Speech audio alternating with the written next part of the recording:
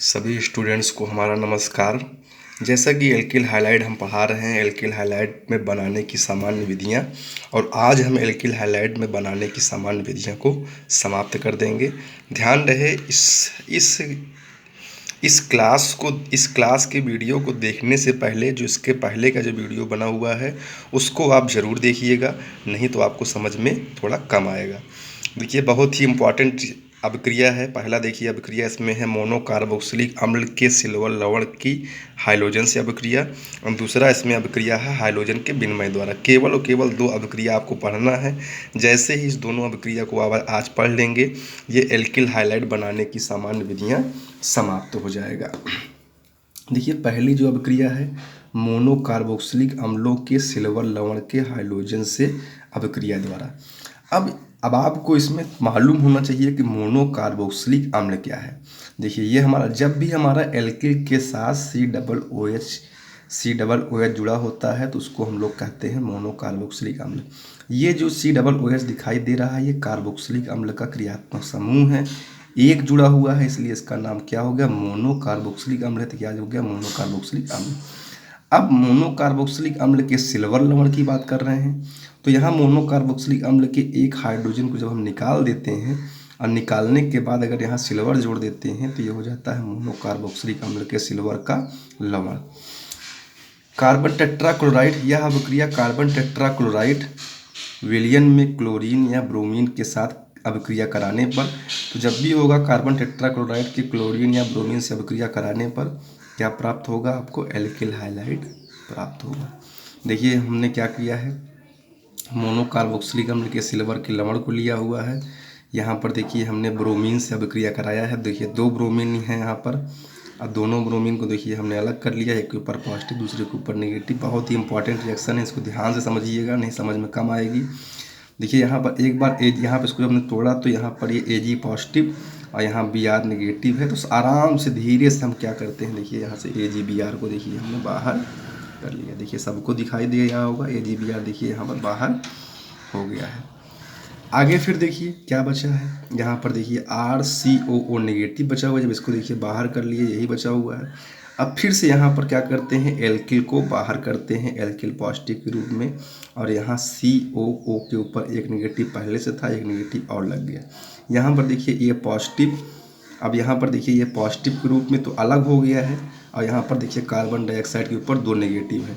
जब दो नेगेटिव है तो यहाँ पर कार्बन डाइऑक्साइड की अभिक्रिया कराते हैं, और दोनों इलेक्ट्रॉन को जब बाहर कर देते हैं तो कार्बन डाइऑक्साइड अकेले बचता है। अब जो इसका दोनों इलेक्ट्रॉन होता है, ये दोनों इलेक्ट्रॉन कहाँ पे जुड़ काम करता है, ये Br के ऊपर देखिए पॉजिटिव है। दोनों इलेक्ट्रॉन को इसके ऊपर जोड़ देंगे। देखिए, एक पॉजिटिव है, एक पॉजिटिव का मतलब इसके में एक इलेक्ट्रॉन की कमी है। एक इलेक्ट्रॉन की कमी है, अगर इसको एक इलेक्ट्रॉन दे देंगे तो ये पॉजिटिव वाला आवेश खत्म हो जाएगा। अगर और इसको एक एक्स्ट्रा इलेक्ट्रॉन दे देते हैं तो इसके ऊपर क्या हो जाएगा, एक इलेक्ट्रॉन ज़्यादा हो जाएगा। ज़्यादा हो जाएगा तो क्या हो जाएगा, इसके ऊपर नेगेटिव चार्ज। अब देखिए यहाँ पर Br के ऊपर नेगेटिव चार्ज हो गया है, और यहाँ R के ऊपर पॉजिटिव हो गया है। तो यहाँ पर क्या निकल गया, RBr देखिए क्या हो गया, बाहर हो गया। कार्बन डाइऑक्साइड गैस के रूप में बाहर हो गया, AgBr पहले से ही बाहर था। ध्यान देखिएगा, फिर से एक बार बता दे रहे हैं। देखिए, जब कार्बन डाइऑक्साइड से जब COO को ब्रेक करते हैं तो यहाँ Ag पॉजिटिव, तो एक नेगेटिव यहाँ आता है। जब एल्किल को ब्रेक करते हैं कार्बन से तो फिर इसके ऊपर पॉजिटिव, एक नेगेटिव यहाँ आता है। इस प्रकार कार्बन डाइऑक्साइड के ऊपर दो नेगेटिव को मतलब दो इलेक्ट्रॉन एक्स्ट्रा हो जाता है, जो कि हमने यहाँ पर बाहर निकाल दिया है। अब देखिए यहाँ पर Br पॉजिटिव है, यहाँ पर R पॉजिटिव है, तो दोनों पॉजिटिव तो केमिस्ट्री में जुड़ता नहीं है। तो यहाँ क्या करते हैं, Br पॉजिटिव को क्या करते हैं, जो दो इलेक्ट्रॉन एक्स्ट्रा है, इस दो इलेक्ट्रॉन को हमने Br पॉजिटिव के ऊपर दे दिया है। अब जैसा कि जानते हैं दो इलेक्ट्रॉन है तो यहाँ पर एक इलेक्ट्रॉन की कमी है, एक इलेक्ट्रॉन दे देंगे तो ये Br हो जाएगा, और एक इलेक्ट्रॉन और दे देंगे तो Br नेगेटिव हो जाएगा। अब देखिए Br नेगेटिव हो गया है, ये पॉजिटिव हो गया, तो इस प्रकार RBr जुड़ गया।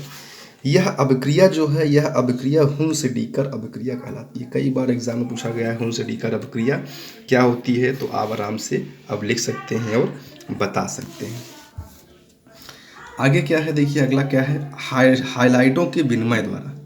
हाइलाइटों के विनिमय द्वारा का मतलब, विनिमय का मतलब होता है एक्सचेंज। जैसे आप 10 रुपये की नोट अगर ले जाते हैं तो आपको अगर 5-5 रुपये की अगर दो नोट दे दिया गया, तो ऐसा तो है नहीं कि 10 रुपये के आपको 9 रुपये दिए गए, 10 रुपये का आपका 10 रुपये ही दिया गया। तो क्या कर देते हैं, उसको हम एक्सचेंज करा लेते हैं।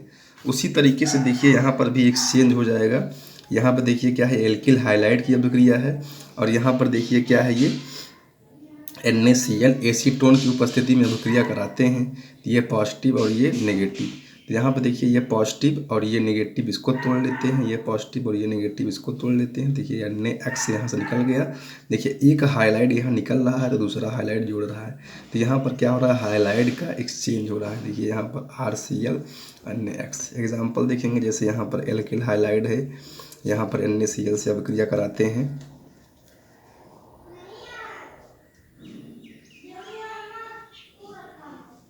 देखिए यहाँ पर एल्किल हाइलाइड है, NaCl से अभिक्रिया कराते हैं।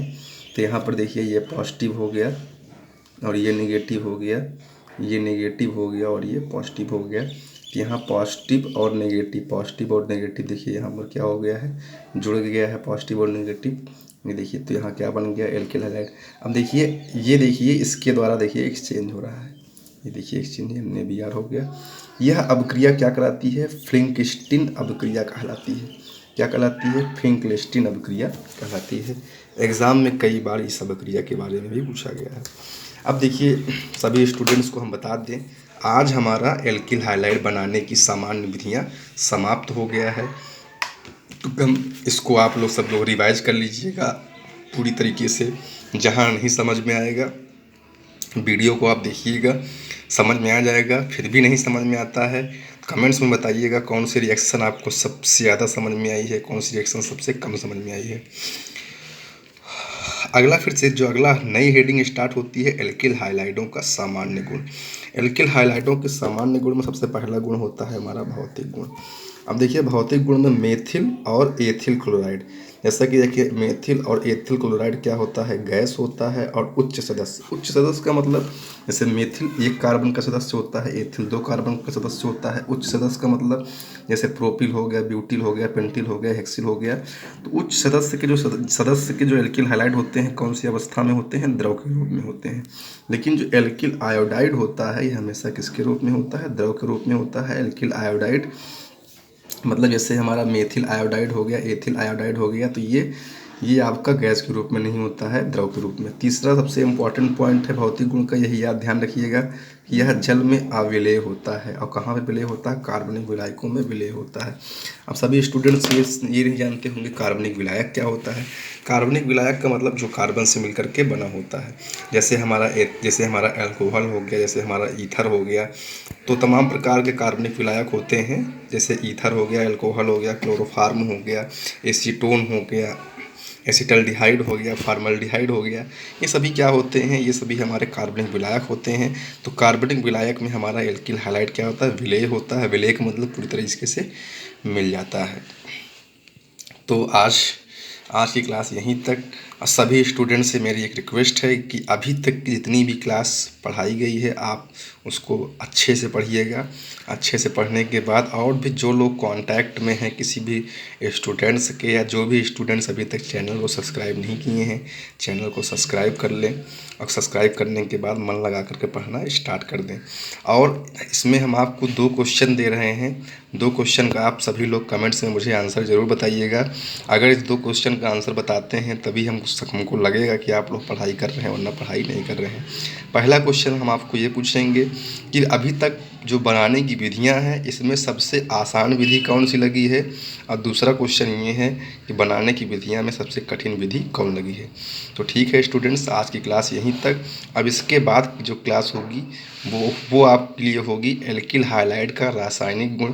जैसे एल्किल हाइलाइड का बनाने की विधियां चल रही थी उसी तरीके से एल्किल हाइलाइड का रासायनिक गुण होगा, और उसको हम अगले क्लास में चर्चा करेंगे। कम से कम 5 से 6 क्लास वो भी चलेगी, तब जा कर के ख़त्म होगा। और रासायनिक गुण के बाद उपयोग पढ़ा देंगे तो आपका ये चैप्टर ख़त्म हो जाएगा। ठीक है, जैसा भी आपको क्लास लगा हो बताइएगा।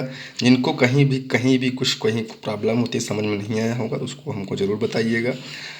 और सभी लोग हम यही कहेंगे कि शुरू से लेकर के अंत तक देखेंगे तो पूरा समझ में आएगा। जो भी नए स्टूडेंट्स के पास अगर ये वीडियो पहुंचता है तो इस वीडियो को देखने से पहले आप शुरू से लेकर के अंत तक या एल्किल हाइलाइट के बनाने की जो विधियां हैं उसको आप ज़रूर पढ़िएगा। नहीं समझ में आएगा शुरू से पढ़िएगा, फिर भी नहीं समझ में आएगा तो आप मुझे कमेंट्स में बताइएगा। हम आपको सारे रिएक्शन, सारे क्वेश्चन को बताने की ज़रूर कोशिश करेंगे। ठीक है स्टूडेंट्स, आज की क्लास इतना ही। तो आप लोग मन लगा कर जा कर के पढ़िए। ठीक है, थैंक यू।